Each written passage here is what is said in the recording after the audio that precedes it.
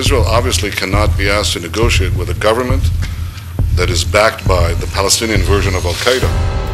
একটা সময় ছিল যখন ইরানের পরমাণু চুক্তির বিরুদ্ধে দাঁড়িয়ে ইসরায়েলের প্রধানমন্ত্রী বেনিয়ামিন নেতানিয়াহু যুক্তরাষ্ট্রের তৎকালীন প্রেসিডেন্ট বারাক ওবামাকে সরাসরি চ্যালেঞ্জ ছুড়ে দিয়েছিলেন।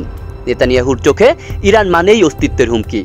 তিনি বারবার বলেছেন, ইরানকে থামাতে হলে যুদ্ধই শেষ রাস্তা।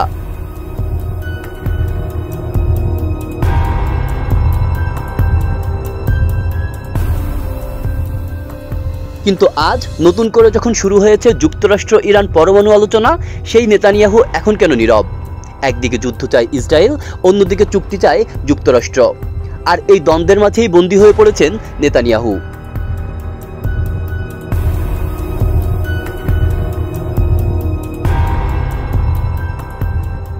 ইরানের পরমাণু কেন্দ্র ধ্বংসের সুযোগ হয়তো তার সামনে আছে, কিন্তু তবুও থেমে আছেন তিনি। কেন?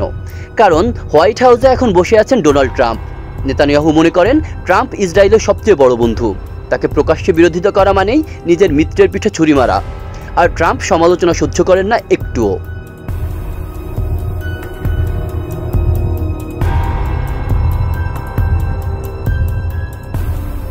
বিশ্লেষকরা বলছেন নেতানিয়াহু এখন একরকম পক্ষঘাতগ্রস্ত।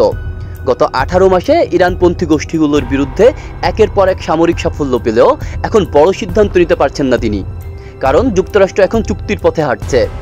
এই অবস্থায় ইসরায়েল একা ইরানের বিরুদ্ধে সামরিক অভিযান চালাতে চাইলে বড় প্রতিক্রিয়ার ঝুঁকি থেকেই যাচ্ছে।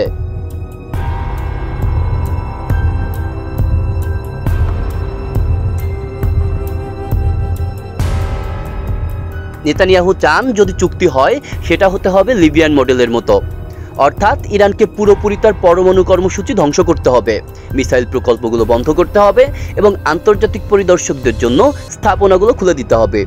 কিন্তু ইরান তাতে রাজি নয়। তারা বলছে তাদের কর্মসূচি শান্তিপূর্ণ।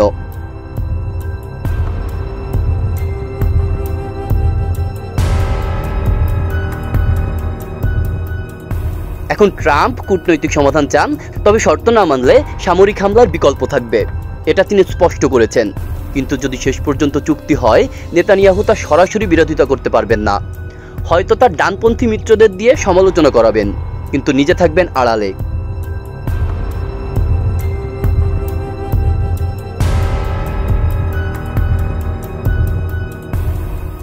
অতএব এখন নেতানিয়াহুর একমাত্র আশা এই আলোচনা যেন ভেস্তে যায়।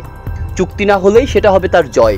কিন্তু প্রশ্ন রয়ে যায়, চুক্তি যদি হয় তাহলে কি ইসরায়েল একাই নামবে যুদ্ধের ময়দানে, নাকি ইরানের হাতে উঠবে সেই পরমাণু বোমা, যার জন্য 1 দশক ধরে বিশ্বকে সতর্ক করে আসছেন বেনিয়ামিন নেতানিয়াহু?